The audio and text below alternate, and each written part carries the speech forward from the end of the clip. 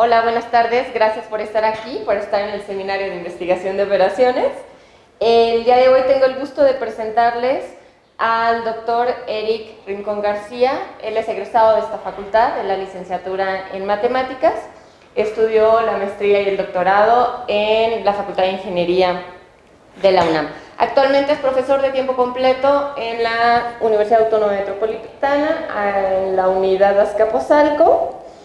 Y bien, sus líneas de investigación están relacionadas con la aplicación de técnicas heurísticas para resolver problemas de optimización combinatoria y participó en el pasado proceso de distritación realizado por el Instituto Nacional Electoral. De ahí que el día de hoy nos presenta la plática Diseño de Zonas Electorales en México. Entonces, pues gracias, los dejo con el doctor Rincón. Gracias, doctora. Buenas tardes. Mi nombre es Eric. La idea de esta plática es presentar básicamente los pormenores, la forma en la que sorteó algunos problemas el Instituto Nacional Electoral para llevar a cabo el proceso de distritación del 2015 al 2017. Los temas que voy a cubrir en esta presentación se presentan en esta diapositiva. No quiero dedicarle demasiado tiempo. Básicamente lo primero que haremos será definir el problema. Eventualmente veremos cuáles son sus características más importantes para poder definir el modelo. Veremos las técnicas que se emplean para resolver este tipo de problemas. Si hay oportunidad, veremos el sistema de distritación, una de las versiones que utilizó el INE. Y por último, las líneas de investigación que estamos desarrollando en este momento. Vamos a empezar pues. El problema de diseño de zonas en general se define como agrupar un conjunto de unidades geográficas en zonas que cumplan con ciertas características deseables. Las características van a depender del problema que estamos resolviendo y pueden variar este tipo de problemas, pueden variar las zonas dependiendo de lo que queramos hacer. En esta diapositiva incluye el estado de Chiapas, se ve muy poco, pero en realidad está formado por un conjunto de unidades geográficas pequeñas. Aquí hay un cúmulo, debido a que se encuentra en la capital, Tuxtla Gutiérrez. Cada una de estas unidades geográficas se pueden agrupar entre sí para formar distintas zonas. Por ejemplo, en este caso, estoy poniendo 12 zonas para dividir a las 280, 292, no recuerdo bien ahorita, unidades geográficas de este estado. Ahora bien, ¿cuál de todas las zonas que podemos construir va a ser la adecuada? Pues nada, va a depender del problema que tengamos. Uno de los problemas comunes en la literatura es el de diseño de zonas escolares. En este caso, nos interesa construir una zona para cada una de las escuelas que tenemos disponibles. Las características pueden variar, pero básicamente lo que queremos es que los estudiantes vivan cerca de las escuelas a las cuales son asignadas, que el número de estudiantes asignados a cada escuela no exceda su capacidad y también que cada escuela tenga un mínimo número de estudiantes que justifique los recursos destinados a esta institución. Otro tipo de zonas que son comunes, por ejemplo, en México, son las de zonas de venta. En el caso de las zonas de venta, lo que tenemos es todo un territorio que deseamos cubrir con un conjunto de brigadas, por ejemplo, para surtir, y lo que queremos hacer es asignarle a cada brigada una carga laboral parecida. En este caso, una carga laboral parecida puede implicar varios aspectos. Por ejemplo, el mismo número de clientes, más o menos el mismo tiempo de traslado para recorrer a todos los clientes. Por ejemplo, nos puede interesar que las zonas sean conexas, que no estén fragmentadas para facilitar el traslado de nuestros trabajadores, etc. En particular, en esta sesión nos vamos a concentrar en el diseño de zonas electorales. Ahora bien, me gustaría empezar con esta diapositiva o introducir con esta diapositiva el problema de diseño de zonas electorales. Tiene un poco de trampa. Más adelante les quiero explicar el porqué de la trampa de esta diapositiva. Pero bueno, supongan que tenemos un estado que tiene muchas áreas geográficas, como el estado de Chiapas, y que queremos dividirlo en dos zonas. La pregunta aquí es, ¿qué tanto nos vamos a tardar en hacerlo? Si tuviéramos una computadora muy potente, voy a poner, por ejemplo, esta, que es capaz de realizar muchísimas operaciones en un segundo, pues contaríamos con una herramienta fabulosa que nos facilitaría las cosas. Vamos a ver que esta facilidad es relativa. Si quisiéramos dividir un estado hipotético que nada más tiene 10 unidades geográficas en 2 zonas distintas, el número de planes que tendríamos que intentar son 511. Algo fácil, incluso a mano lo podríamos hacer, pero bueno, con esta super máquina en menos de un segundo ya acabamos. ¿Qué pasa si aumentamos el número de unidades geográficas? La complejidad del problema aumenta. Si le subimos a 50 unidades geográficas, dividirlas en 2 zonas, pues todavía sigue siendo bastante rápido para esta máquina. Recordemos que el estado de Chiapas tenía entre 280 y 292 unidades geográficas, entonces casi que nos estamos yendo al extremo de esta tabla. Y resulta que incluso una computadora con estas capacidades podría tardarse una cantidad enorme de años en revisar todos los planes de distritación posibles. Todos estos arreglos para generar 2 zonas con 250 unidades geográficas es mucho trabajo, es mucho esfuerzo, es mucho tiempo, no vale la pena intentarlo por ahí. Quiero insistir en que esta diapositiva y esta explicación tiene cierto nivel de trampa, ahorita la aclaramos. Pero bueno, vamos a meterle más fuego a lo que estamos diciendo y vamos a hacer esta analogía. Se dice que el número de átomos que existen en el universo varía de 10 a la 77 a 10 a la 80. Resulta que para 263 unidades geográficas y solamente dos zonas, tendríamos que probar 10 a la 80 posibles planes de distritación, 10 a la 80 posibles soluciones. Es muchísimo más que lo que se cree es el número de átomos en todo el universo. Entonces, obvio, no vale la pena intentar explorar todas las soluciones. Ahora bien, ¿cuál es la trampa?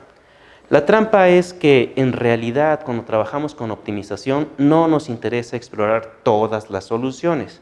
La idea de estas diapositivas fue explicarles que a veces los problemas parecen fáciles de resolver y resulta tentador hablar de generar un código que explore todas las opciones y a partir de esa exploración encontrar cuál es la mejor. Bueno, esa estrategia no sirve, no para ese tipo de problemas. Ahora bien, sabemos que las estrategias de optimización nunca intentan explorar todas las soluciones. En el simplex normalmente nos movemos únicamente en las soluciones que son candidatas, que tienen características deseables para poder ser óptimas, en este caso los puntos extremos. En las técnicas de ramificación y acotamiento, continuamente nos la pasamos cortando ramas para no explorar un montón de soluciones y tratar de encontrar el óptimo lo más pronto posible. Bueno, exploraciones exhaustivas no sirven. Lamentablemente, para el problema de diseño de zonas, como para muchos otros de optimización, aún las técnicas más sofisticadas de optimización a través de métodos exactos resultan ineficientes, y esto se debe porque pertenecen a una categoría llamada NP completos. Perdón, NP duro, me equivoqué. Todos los problemas que pertenezcan a una categoría tipo NP, NP completo, NP duro van a tener la característica de que no se pueden resolver en tiempos razonables con técnicas exactas si aumentamos el número de variables a tamaños medianos o grandes.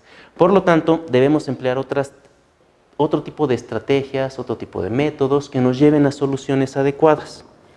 Las vamos a ver más adelante, les pido un poquito de paciencia. Y bueno, si tenemos tantas soluciones, ¿cómo le hacemos para seleccionar la adecuada? Pues vamos para allá. Lo primero que tenemos que hacer es restringir lo que vamos a estudiar. Ya no nos vamos a concentrar en el diseño de zonas en general, sino en el diseño de zonas electorales. Necesitamos establecer algunos criterios base. Existen muchos criterios y van a variar dependiendo del país en donde nos ubiquemos.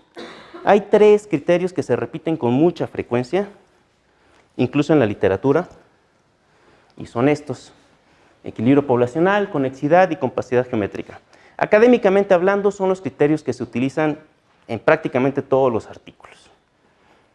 Aunado a esos, cada país puede ir agregando alguna característica que le interese. Más adelante vamos a ver qué pasó en México. Vamos a definir los conceptos. Creo que el de conexidad no les va a ofrecer ningún problema. Es simplemente generar zonas que no estén fragmentadas. Básicamente no se vale tener un pedazo acá, otro pedazo acá y en medio nada, ¿sale?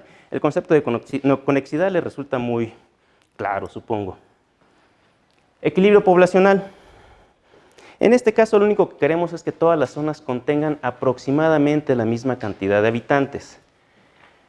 Esto porque se supone que en cada distrito electoral o cada zona electoral deberá ser elegido un representante político, diputado, senador. Se supone que cada representante, valga la redundancia, debe representar al mismo número de personas.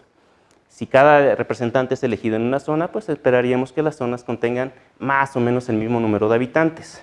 Ahora bien, no se puede ser preciso en este punto, no podemos decir exactamente tanto, porque cada que movemos un bloque, aunque sea una manzana, estamos moviendo un conjunto de 100, 50 personas.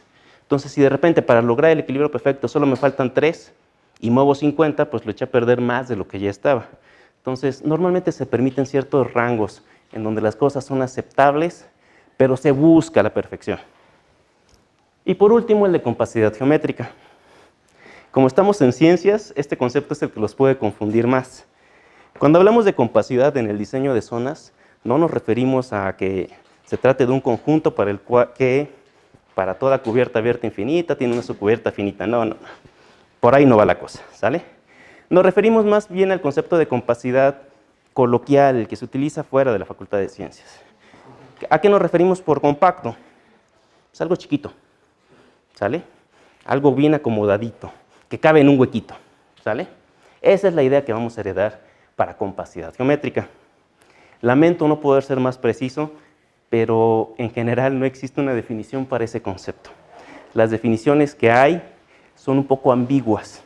Lo vamos a ver más adelante, ¿sale? Continuemos, pues. ¿Qué fue lo que hizo el INE durante el 2015 y hasta el 2017 para trabajar con estos 3 conceptos? Insisto, incluyó otros, pero vamos a empezar con estos. Lo que hizo fue, primero, vamos a definir alguna medida que nos ayude a determinar qué tan equilibradas con respecto a la población se encuentran nuestros distritos. La medida para equilibrio poblacional que utilizó fue esta. Básicamente lo único que estamos haciendo es comparar la población que posee cada distrito con respecto a la población de cada municipio, cada estado, cada entidad. Si el número de habitantes en el distrito entre el número de habitantes promedio que debería de haber en cada distrito es igual a 1, esto vale 0 y significa que hemos alcanzado el valor perfecto para ese distrito. ¿Cuál es el valor PM? Pues el valor PM se obtiene al dividir la población del estado entre el número de distritos que deseamos generar. Voy a inventar un ejemplo. Si en el estado de Chiapas había 100 habitantes y queríamos construir 10 distritos, pues cada uno de ellos debería de contener 100 entre 10 habitantes, ese sería el valor de PM. Y la población de cada distrito, pues nada, va a depender de lo que nosotros hagamos. Los construimos, contamos cuántos habitantes hay y ese es el valor de PD. ¿Sí queda clara la idea? Bueno, como les había comentado, no se espera que los distritos contengan exactamente el número de habitantes óptimo. Vamos a permitir cierto rango en donde las cosas van a estar de forma aceptable. Digamos que la organización, el INE, los partidos políticos van a decir, órale, aceptamos la propuesta, aunque nos gustaría que fuera mejor. Y ese rango, ese nivel de desviación, en este caso fue del 15%. Ese es el punto 15 que aparece ahí. ¿Sale? Para la compacidad geométrica, les pongo ejemplos de lo que no es compacto. Creo que con mis manos queda muy claro lo que sí es. Bueno, eso no lo es. Cuando se comete un delito asociado a la manipulación de distritos electorales, en donde se propone que los distritos cumplen con las características deseables como equilibrio poblacional y conexidad, pero al verlos gráficamente nos topamos con cosas retorcidas, alargadas, con estas formas, se dice que estamos cometiendo un gerrymandering, es decir, todo lo opuesto a compacidad. Gerrymandering es una palabra que surge porque la persona que hizo famoso este dibujo, bueno, fueron los periodistas, pero la figura formada por la unión de varias secciones para formar un distrito, la figura básica, no las alitas, sino todo lo demás, lo construyó un senador estadounidense llamado Jerry. Muchos periodistas dijeron que ese distrito tenía la forma de una salamander, y entonces juntaron las dos palabras, y ahora cada vez que hacemos algo como lo que aparece en la figura roja, decimos que es un gerrymandering. de Gerrymander. ¿Cómo le hacemos para evitar esas formas? Si se dan cuenta, sigo usando evitar formas retorcidas y alargadas. Eso es lo más cercano que existe a una definición de compacidad. La pregunta es, ¿qué entienden ustedes por retorcido y alargado y qué entiendo yo por retorcido y alargado? La siguiente pregunta es, ok, ¿cómo lo medimos? ¿Cómo evaluamos que algo es retorcido y otra cosa no lo es? La respuesta es, no tengo idea, ¿sale? Pero no soy el único. Hay muchas propuestas que buscan mejorar la compacidad en las zonas, en este tipo de problemas. Y todas las propuestas, la última vez que hubo un conteo, cuando yo hice el doctorado había 30 y tantas. La última vez que alguien me dijo, llevan en 50 y tantas. Ahorita, quién sabe, ¿sale? Y todas proponen ciertas ventajas, aunque admiten ciertas desventajas. Entonces es muy complicado, no es tan sencillo como parece. El INE se fue por una opción económica computacionalmente hablando. ¿Da buenos resultados? Sí. ¿Es perfecta? No. ¿Qué ventajas tiene? Al ser fácil de calcular computacionalmente hablando, se pueden explorar muchas soluciones. Bueno, se puede hacer que el algoritmo de optimización sea eficiente.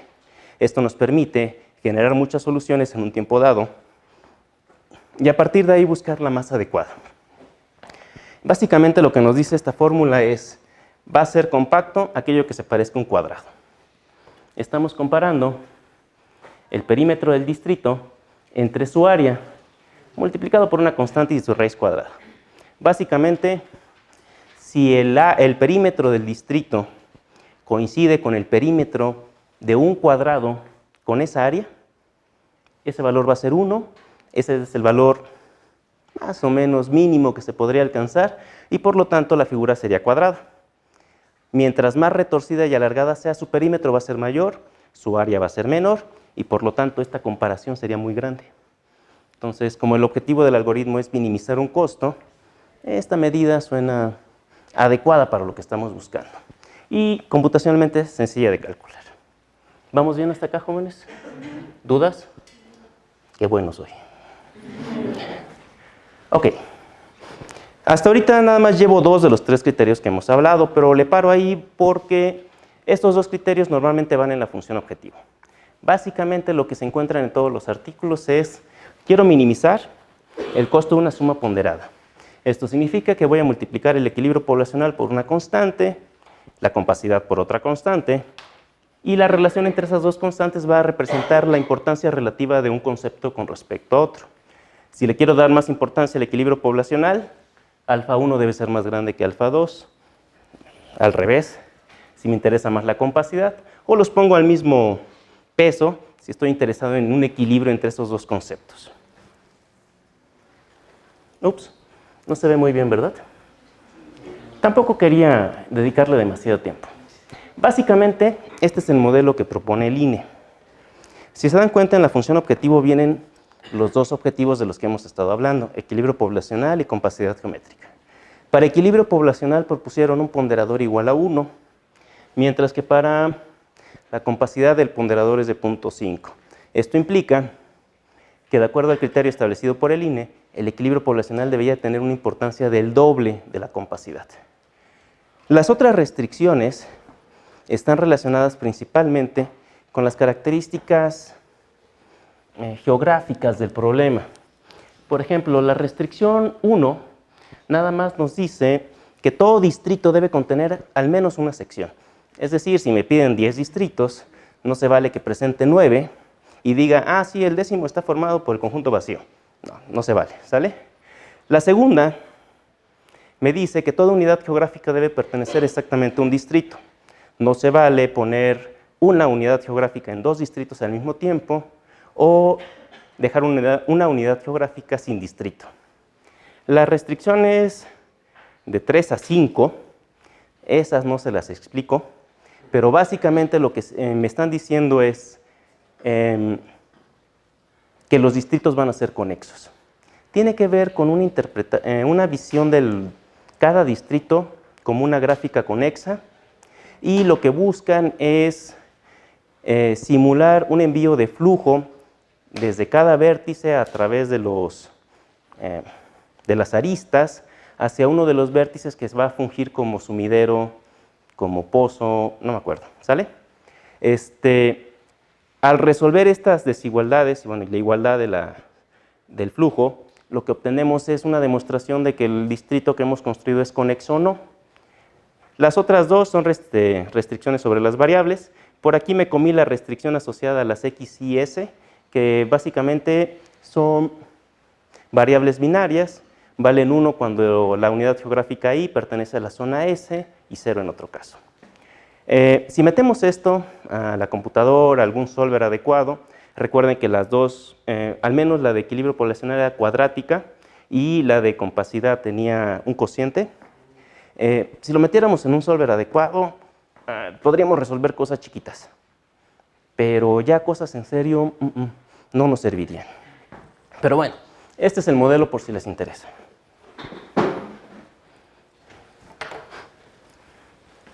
Ahora bien, el INE tenía que cumplir con otras características aparte de las que ya hemos visto.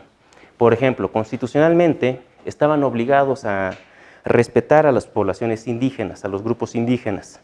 Se le pedía que, de ser posible, se generaran distritos cuya población estuviera formada principalmente por grupos indígenas. Obviamente, donde no había grupos indígenas o donde estos no estaban censados y no se sabía que vivían, pues el INE no tenía ninguna responsabilidad. Sin embargo, hay varios estados en donde las poblaciones indígenas pues están agrupadas en espacios geográficos reducidos y entonces se convierten en un alto representante poblacional para esa región, ¿sale? En esos casos, el INE debería de hacer un esfuerzo por promover la generación de distritos completamente indígenas. Cuando esto no fuera posible, debía buscar la manera de no romper estas poblaciones en dos distritos distintos, sino dejarlos juntos y agregar población no indígena para completar el distrito. No fue posible implementar esto mediante ecuaciones o medidas, y entonces lo que se hizo fue un preprocesamiento de la información. Se buscaron a las comunidades indígenas y se les definió, cuando estaban juntas, como un solo bloque, una sola sección. Entonces, cada que se fueran a mover a un distrito vecino, iban todos juntos. De esta manera se buscaba no fraccionarlos y, si fuera posible, formar distritos únicamente con este tipo de poblaciones. La siguiente, integridad municipal. Integridad municipal es todo un problema. Hasta el momento sigue siendo un problema difícil de resolver y en muchos sentidos abierto. Yo no he encontrado en la literatura un problema que se le parezca y tampoco lo he encontrado reportado, aunque puede deberse a que no he hecho la búsqueda correcta. Básicamente lo que nos dice es, para generar un distrito, por ejemplo, vamos a ponerlo aquí en la Ciudad de México, yo podría agarrar un pedazo de... necesito delegaciones colindantes. ¿Iztapalapa y Xochimilco colindan? No. ¿Con quién colinda? ¿Tláhuac con quién? ¿Tláhuac con Tlalpan? ¿Sí? Bueno, supongan que es así. No, ¿saben qué? Ya. No, ya me arrepentí. Vamos a quedarnos con ciencias y la Facultad de Ingeniería. ¿Sale? Supongan que necesito formar grupos de estudiantes. Van a ser ustedes, cada estudiante va a ser una sección, cada grupo va a ser una zona, entre la Facultad de Ciencias y el anexo de Ingeniería. ¿Sale? ¿Encantados de estar mezclados? No. Entonces debo de evitar la posibilidad de fragmentar a la Facultad de Ciencias o al anexo de Ingeniería. ¿Qué significa esto? Si puedo generar distritos únicamente con ciencias y el resto únicamente con los del anexo de Ingeniería, debo hacerlo. Si no, es decir, si al hacer eso provoco que algunos distritos estén fuera de ese 15% de rango de tolerancia, entonces lo que debo de intentar es pues mezclar un poquito a ciencias con el anexo, pero que sea el menor número de veces. Es decir, si con un distrito mixto en este sentido me basta, no veo para qué generar dos. ¿Queda clara la idea? Bueno, se repite la idea igual que con el concepto de conexidad. ¿Cómo lo hago? ¿Cómo le hago para establecer un conjunto de restricciones que representen eso? ¿Cómo le hago para establecer una medida, en el caso que queramos ponerlo en la función objetivo, que nos lleve a promover eso? ¿Hay propuestas? Sí. ¿Se puede modelar? Sí. Pero recuerden que si lo pongo en el modelo, de todas maneras, al meterlo a un solver, no voy a llegar a nada para un caso mediano o grande. Tal vez para los más chiquitos algo podamos hacer, pero no es seguro. Entonces, ¿qué podemos hacer con estas medidas o estas restricciones? Pues nada, podríamos decirle a un algoritmo de optimización, como los que vamos a ver más adelante, que las tengan en cuenta. Sí, pero no son adecuadas para los algoritmos de optimización. Se convierten en medidas. ¿Se acuerdan cómo es la función piso o la función techo? Como escalonadas. La mayoría de las medidas que conozco son escalonadas. Y estos escalones pierden a los algoritmos de optimización con los que estoy trabajando. Entonces, aunque las implemente, los algoritmos simplemente quedan perdidos y no hacen la chamba. Entonces, es un problema complicado. Todavía yo no sé bien cómo resolverlo. En eso se anda, ¿sale? ¿Qué hizo el INE ante esta situación? Pues lo que hicieron es otra vez, vamos a preprocesar la información. Vamos a juntar un conjunto de cartógrafos, especialistas en geografía, en población, y que ellos nos digan cuáles serían los espacios que deberían de fragmentarse la menor cantidad posible para que el algoritmo genere distritos con equilibrio poblacional, pero partiendo la menor cantidad de espacios. Hicieron una serie de propuestas, fueron evaluadas, algunas fueron mejoradas, otras se quedaron como las hicieron, en fin, fue una especie de forma de brincar este obstáculo. Otra consideración del INE, tiempos de traslado. Básicamente, si nosotros generamos un distrito, el cual eventualmente tendremos que recorrer, por ejemplo, por cuestiones electorales, por credencialización, lo que sea, pues nos conviene que recorrerlo requiera poco tiempo. ¿Conocen el problema del agente viajero? ¿Sí? ¿No? Bueno, es un problema muy difícil. Igual de difícil que este, o más. ¿Sale? Entonces, imaginen que ustedes le dicen, generen zonas que para ser recorridas requieran el menor tiempo posible. ¿Qué les están diciendo? Primero genera zonas, ya es difícil. Y luego que el tiempo en cada zona sea el menor posible. Ese también es difícil. Entonces, ¿qué es? ¿Difícil al cuadrado? Pues más o menos. Entonces, es muy difícil meter esto también en optimización. ¿Qué se hizo? Otra vez se tuvo que buscar una estrategia de preprocesamiento. Se buscó la información, se calcularon en este caso a través de cuestiones estadísticas cuáles eran los tiempos de traslado de una cabecera a otra o de una capital a otra, etc. Se buscó el tiempo promedio, la desviación estándar y todo lo que superara 3 veces todo lo que estuviera por arriba de la media más 3 veces la desviación estándar era considerado como demasiado y se rompían las relaciones de unión entre ellos. Se promovía que estos municipios no quedaran juntos. Sí saben por qué 3 veces la desviación estándar, ¿no? ¿Se acuerdan de la normal? ¿Qué pasa con 3 veces desviación estándar a partir de la media? Ya tenemos casi el 99% de la información y lo que queda afuera en principio debería ser despreciable. Con eso más o menos se justificó el por qué por ahí nos vamos a mover.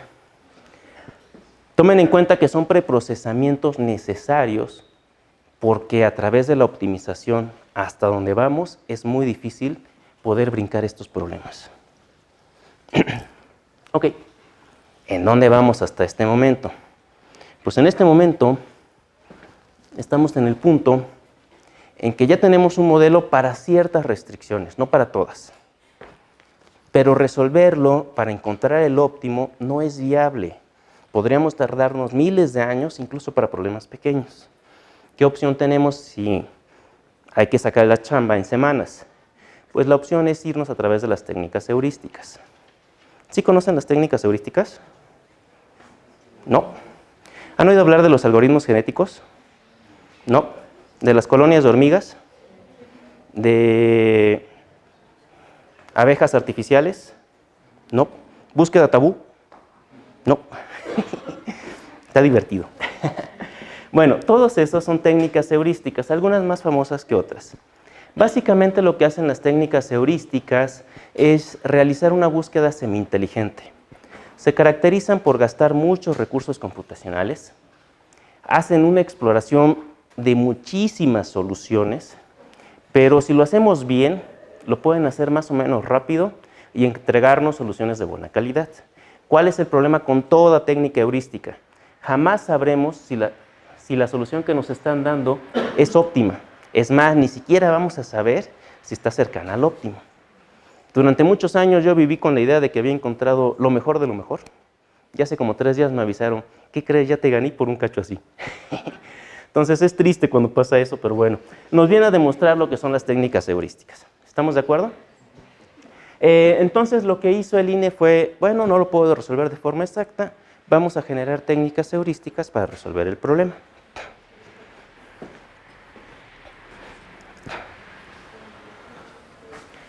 Para este proceso del 2015 al 2017, durante 3 años, el INE estuvo trabajando en esto. Diseñó al final de todo el proceso 3 técnicas. La primera está basada en una estrategia conocida como recocido simulado. La segunda está basada en una heurística llamada colonia de abejas artificiales.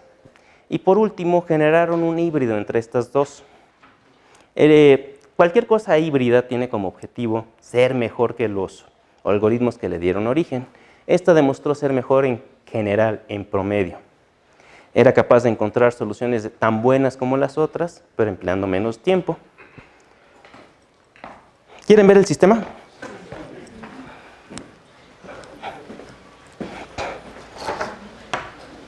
Déjenme ver cómo le hago.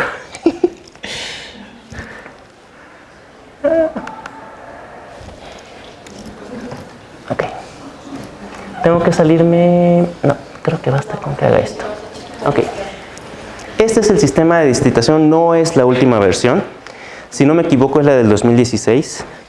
El INE inicia el 2015 con una propuesta, la versión 0. La presenta a partidos políticos, recibe comentarios, críticas, e inicia un proceso de mejora. Si no me... sí, esta es la del 2016, ahí está el año, en una de las hasta arriba en la pantalla. Esta es la segunda versión, ya venía con una serie de mejoras, y para el 2017 junta las críticas que quedaban pendientes y genera un nuevo sistema, pero ese sistema no jala bien en mi máquina.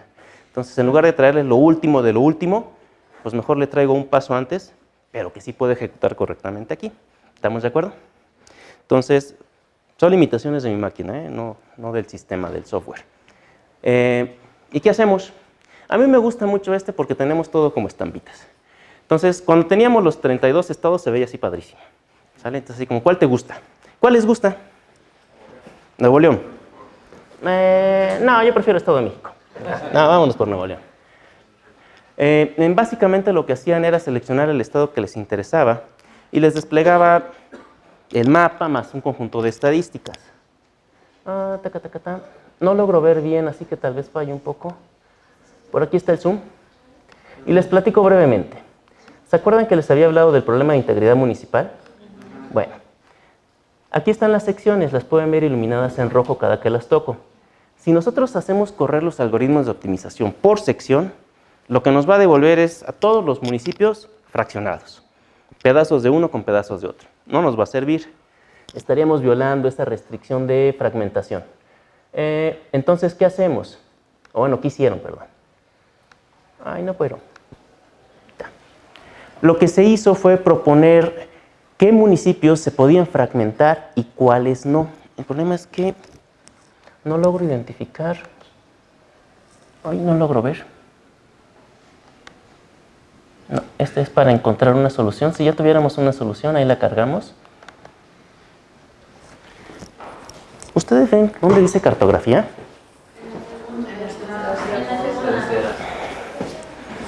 Tercera, si contamos el encabezado. Ahí está. Bueno. No es esa. Bueno, déjenles quito algo. Ya que estamos por acá, déjenme quito los nombres, no me interesan, y aceptar. Y ahora, vamos a ver qué es esto. Aquí está. Ya quedó. Entonces, los de cartografía lo que hicieron fue, mira, lo menos que puedes fraccionar son los que aparecen como pedacitos. Y dejas a todos los demás enteros. Si haces eso, obviamente los que están como en pedacitos, lo más probable es que aparezcan fraccionados. Pero con eso vas a lograr distritos en rango, dentro del más menos 15% del que hablábamos. Si no quieres fraccionar eso, lo más probable es que o no te queden en rango o tengas que fraccionar más todavía. ¿Sale? Eso se le daba como insumo al algoritmo. Se le decía, mira, todo este espacio geográfico está formado por un montón de secciones, pero no las puedes mover, no las puedes romper, entonces mejor considéralo como uno solo, y todas estas sí las puedes romper. ¿Estamos de acuerdo? Aunado a eso, se generaron subconjuntos de municipios. Ya me perdí. Sí, ahí está. Y estos subconjuntos separados por líneas moradas representaban, o rosas, no sé, representaban a espacios geográficos que, por así decirlo, jugaban por separado. Por ejemplo, todo este son en realidad dos municipios. Entre estos dos municipios, voy a inventar, se tenía que formar dos zonas. Ahora bien, ¿por qué los separábamos? Era otro de los criterios para tratar de evitar fragmentación. Por ejemplo, esta zona, que es una zona urbana, pues ella solita, por sí misma, podía formarse varios distritos al mismo tiempo. Entonces, si queremos fragmentar poco, pues déjala aislada del resto, asígnale, por decir algo, 3 distritos y que juegue nada más ella a su interior. Es como que dijéramos en el ejemplo de hace rato, en ciencias hay suficiente población para formar 2 conjuntos. ¿Sabes qué? Aíslala de la universidad, dale los 2 conjuntos a ciencias y después nos hacemos pelotas con los demás. ¿Queda más o menos clara la idea? Bueno, vamos a regresarnos. Esta fue la parte de integridad municipal. Ay, es que no veo.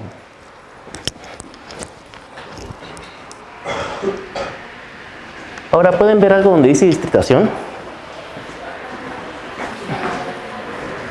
La distritación, partición. No, regresar, vamos a regresar. A ver, ¿qué dice? No regresó mucho. Bueno, no importa. Ok, una vez que ya estaba cargado todo eso en el sistema como parte de los cálculos, lo que se hacía era iniciar la generación de distritos empleando alguna de las 3 técnicas heurísticas de las que les hablaba. Por un lado estaba el híbrido. Toda técnica heurística requiere de ciertos parámetros para funcionar. Este es el híbrido. Voy a poner el de abejas, que es el que menos parámetros requiere. Cancelar.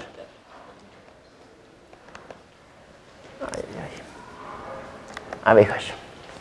En el caso de abejas, nada más se requiere el número de fuentes de alimento, más o menos cuántas abejas queremos que trabajen, cuántas generaciones, es básicamente en algoritmo, cuántas iteraciones le vamos a permitir, básicamente.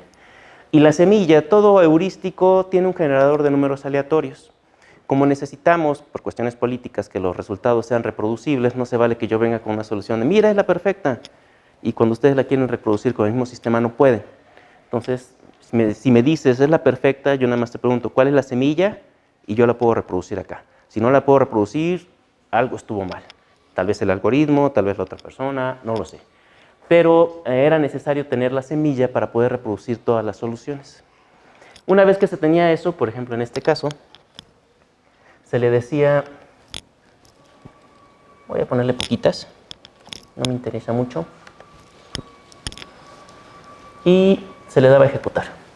Y este era un detalle que se tenía que... ustedes no lo ven. Es que se está ejecutando del otro lado. Este era uno de los detalles que se quería arreglar.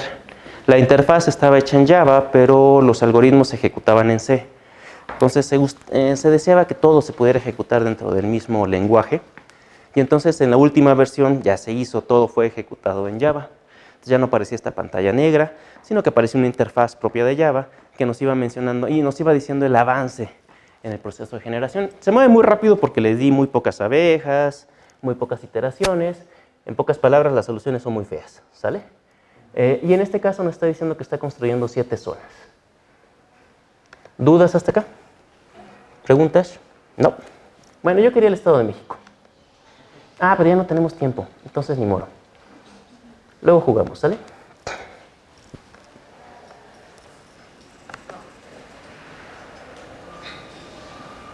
Bueno. Y hasta aquí vamos. ¿Dudas hasta acá? ¿No? Bueno. ¿Qué es lo que estamos haciendo? El proceso de distritación ya acabó. Para bien o para mal, se lograron muchas cosas, quedaron pendientes otras. ¿Qué sigue? Pues nada, hay que continuar con la investigación.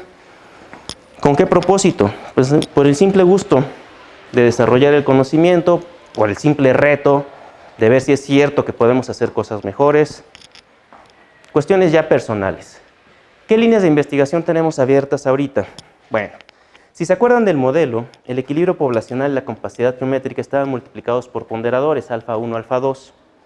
Resulta que si nosotros vamos cambiando esos ponderadores, por ejemplo, que primero valga punto 1, punto 9, punto 2, punto 8, punto 7, punto 6, así sucesivamente, hasta que lleguemos ahora a punto 9, punto 1, lo que vamos a obtener es un conjunto de soluciones que van a tener más o menos esta forma, van a pertenecer a esta curva. Hacer eso tiene sus ventajas y desventajas. Trabajar con sumas ponderadas nos puede llevar a ciertos errores en algunos problemas de optimización. Existen algunos algoritmos, también técnicas heurísticas, que ayudan a evitar estos problemas y se conocen como técnicas multiobjetivo. Ellos no trabajan sumas ponderadas. A ellos nada más les dicen, estos son los objetivos, ahora consígueme soluciones de buena calidad. Y trabajan con distintas estrategias, no sumas ponderadas, para llegar a soluciones buenas. Aquí tengo un ejemplo. Los azules son de recocido, los negros son del NSGA2, una estrategia muy famosa en optimización multiobjetivo, y estas son las soluciones que hemos obtenido. ¿Cuáles son los retos ahora? Vamos empatados. Me acaban de avisar que ya le podemos ganar al recocido. ¿A cuál recocido? Al que vimos para el INE. Es esa distancia que les hablaba hace rato, me acaban de avisar que ya le ganamos. Pero hace unos minutos me dijeron, pero nada más le ganamos en uno, en los otros seguimos empatados. ¿Qué vamos a hacer? Nada, seguirle rascando para ver cómo le hacemos para ahora ganarle por todas partes. O, en el peor de los casos, quedar empatados siempre. Entonces, por ahí nos estamos moviendo ahorita. ¿Qué otras cosas podemos hacer con el diseño de zonas? ¿Cómo les fue en el sismo del 19 de septiembre? Hubo de todo un poco. Aquí estuvieron. Ah, sí. Y yo mencionándolo. Qué horror. Bueno, en fin. Errores por la ignorancia. Resulta que uno de los...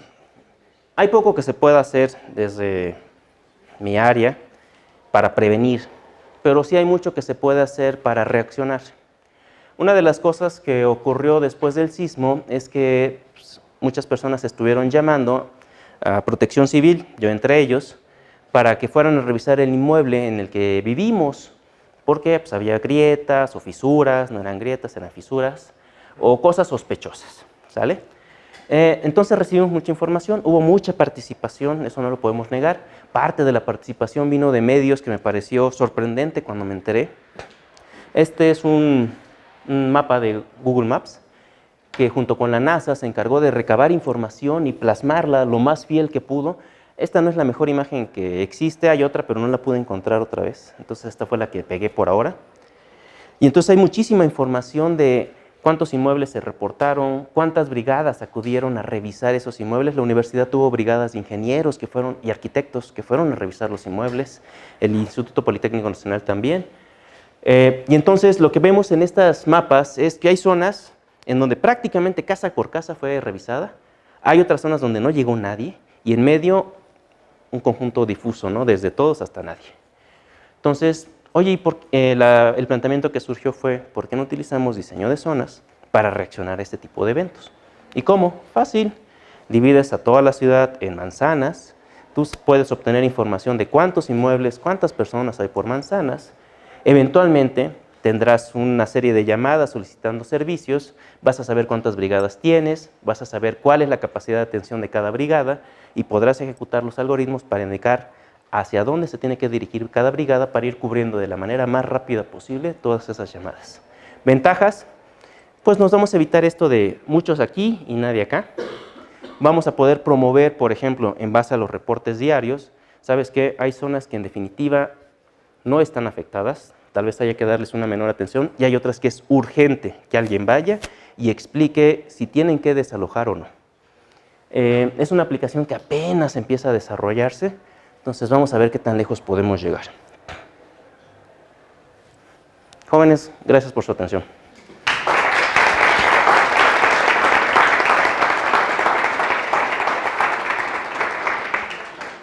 ¿Hay preguntas, hay dudas, comentarios?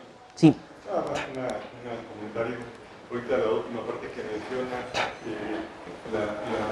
la unidad, una de las posgrados de Politécnico está trabajando en la misma solución. Excelente, ya tenemos competencia. Sí, pero ellos ya sacaron ¿Una aplicación?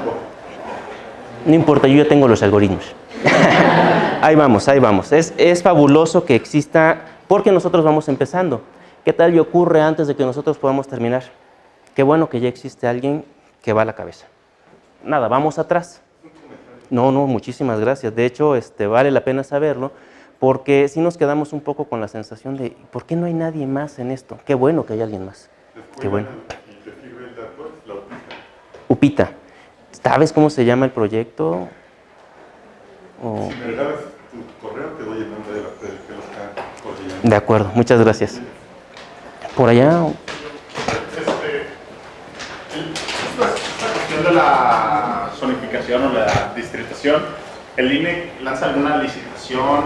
No, lo hacen ellos mismos. No. ¿Tienen su departamento de...? Tienen el departamento de cartografía, que es el encargado de realizar todo el levantamiento de secciones, población, límites, etc. Él es el que provee todos los insumos y también es el encargado de proponer estas técnicas. Ellos tienen que contratar al personal necesario para desarrollar los algoritmos o, por ejemplo, como ocurrió con la última versión, la que ya no pude traer, la desarrollaron programadores dentro del INE, ya no de cartografía, no me acuerdo cómo se llama el espacio, pero son programadores que trabajan directamente para el INE. Entonces no son licitaciones, no ocurren licitaciones para desarrollar los algoritmos o las interfaces o los sistemas. ¿Sí, más o menos? ¿Sí? ¿Había alguien por allá atrás? Sí. ¿Toda esa información es de dominio público o solo tiene acceso al INE? Lo puede solicitar a través de transparencia. Sí, el INE es responsable de proveer esta información. Esta información la tengo porque participé en el proceso. Sin embargo, también obtuve la del 2004 a través de solicitudes de transparencia. Sí, perdón. ¿Aproximadamente cuántos años se necesitan para configurar como tal en las colonias emergentes como tal? Híjole. Hay algunas que no figuran como Mira, sí y no. Un poquito que figure la zona como tal va a depender del INE. Él tiene que mandar a sus cartógrafos para hacer los levantamientos y entonces dibujarán el límite territorial de la zona, de la colonia, la unidad habitacional, lo que sea. Sin embargo, uno de los problemas que tienen es que ellos no son autoridad para indicar el número de personas que viven ahí. Entonces, ahí tienen que esperar a que ocurra el censo, que ocurre cada 10 años. Entonces, por ejemplo, el INE podría verse muy meticuloso enviando cartógrafos cada año a realizar levantamientos, pero serían levantamientos que indicarían un espacio geográfico con 0 habitantes. Y tendrían que esperar a que ocurra el censo para decir, el número de habitantes es tanto. Sí, es un detalle delicado. ¿Alguien más? Eric, Sí. en la función de costo, el equilibrio poblacional es más o menos... La idea justamente con los ponderadores es justo que los valores estén restringidos entre 0 y 1, que esté en ese rango cada uno de ellos. Sin embargo, la fórmula de compacidad, especialmente en zonas con costas y cosas así, se va muchísimo para arriba. La costa de Inglaterra tiene perímetro infinito.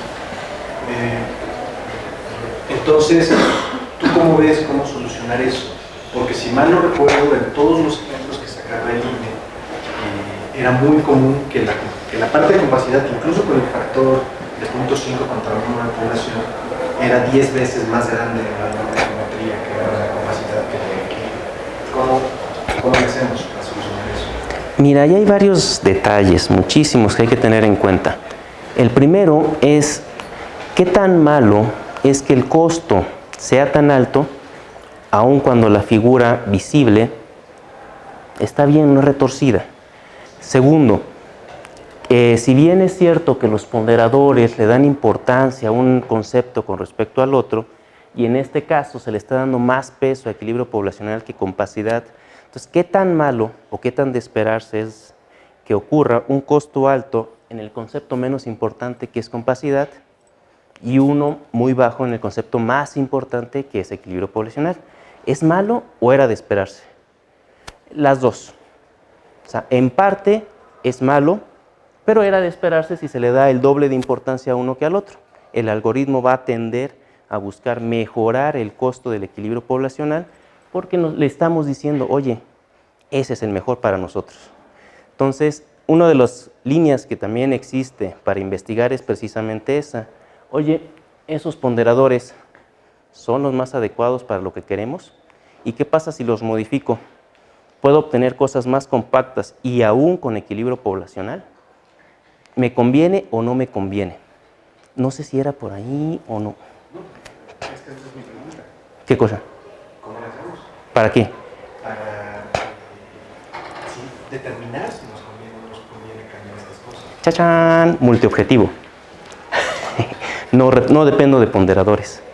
Todas esas soluciones son igualmente buenas.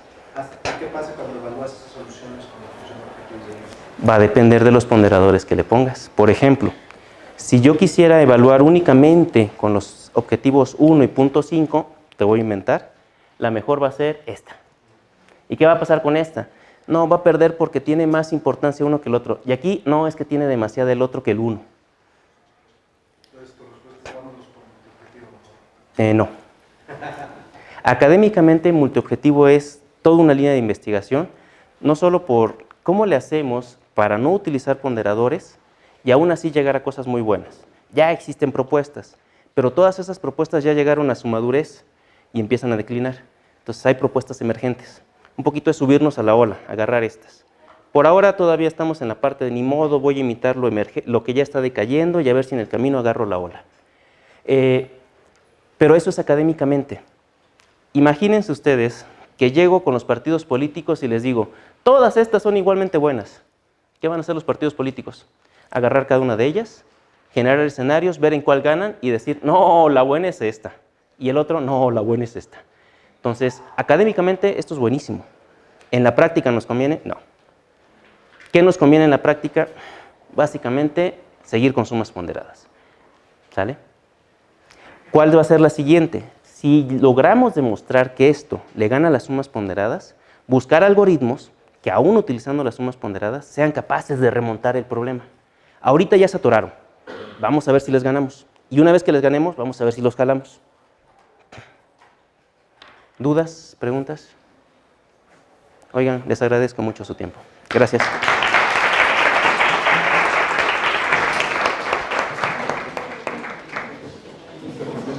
Ah, sí, sí, te lo voy a agradecer No, sin mucho. problema. Te digo porque lo acabo de ver. Y ahorita justo voy a continuar para ingeniería para hablar con otra persona Yo de... espero que te sirva hacer esto. Muy gusto verte, Canek. Cuídate mucho. Gracias, Hasta Miguel luego. Ángel. Yo le digo gracias. Yo espero que te sirva, te doy los datos de inmediato para que te pongas en contacto con él. Son de Lupita. Son como 3 o 4. Ellos son alumnos de telemática. Ok. Fíjate, con ellos no tengo relación. Casi nadie de la universidad tiene relación con ellos, por eso te hice el comentario. Te lo agradezco muchísimo. Me sirvió mucho y te paso la información. Te lo agradezco. Bonita tarde.